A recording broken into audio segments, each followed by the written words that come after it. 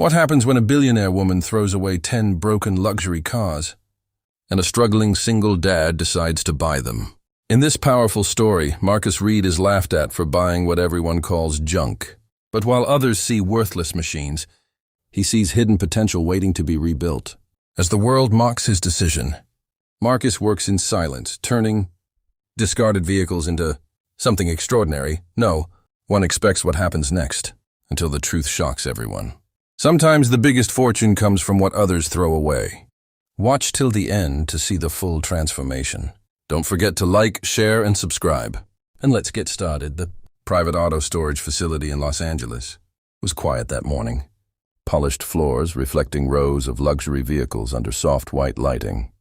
Each car inside represented millions of dollars, exclusivity, and status. But for Victoria Hayes, a billionaire known for her ruthless business decisions, even luxury could become clutter when it no longer served her vision. Victoria walked slowly between the rows, her heels echoing sharply in the silence.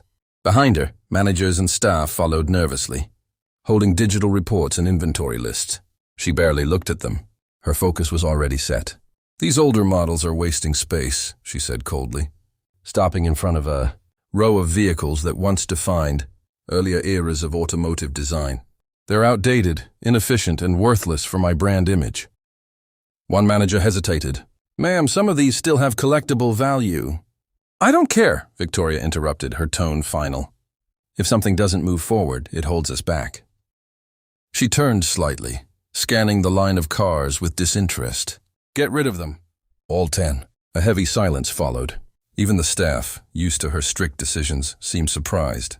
These weren't junkyard cars. They were rare, well-maintained machines, just no longer aligned with her modern branding strategy. But Victoria saw only one thing: unnecessary assets.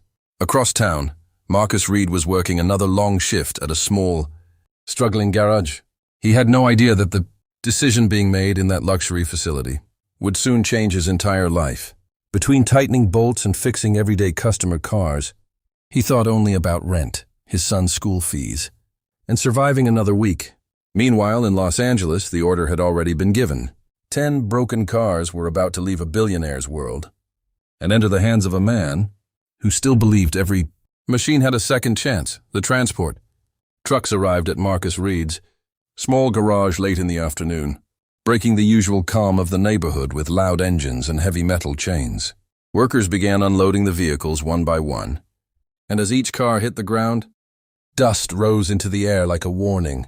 10 luxury cars, once symbols of prestige, now looked worn, neglected, and almost unrecognizable.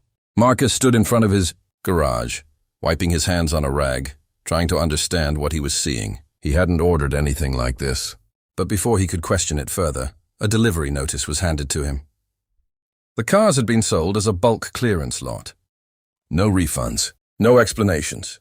Nearby mechanics gathered, watching the scene unfold with amusement. Some laughed openly. "Who even buys junk like that?" one of them said. Another shook his head. 10 dead cars. "That's not a purchase, that's a funeral." Marcus ignored them and walked slowly toward the first vehicle. The paint was faded, the tires deflated, and the engine barely responsive. On paper, they were considered failures, but something about them didn't feel useless to him. He had spent years learning that value wasn't always obvious at first glance. That evening, after the others left, Marcus stayed behind under the dim light of his garage. He opened the hood of the first car, studying its structure carefully. Instead of frustration, he felt curiosity. Instead of doubt, he felt focus. One by one, he began inspecting each vehicle. Some needed full engine reconstruction, others had hidden structural damage. It was overwhelming work for a single man, but Marcus didn't stop. While the world laughed at what he had bought, he quietly began something no one understood yet. Because to Marcus, these weren't broken cars. They were unfinished possibilities waiting to be rebuilt.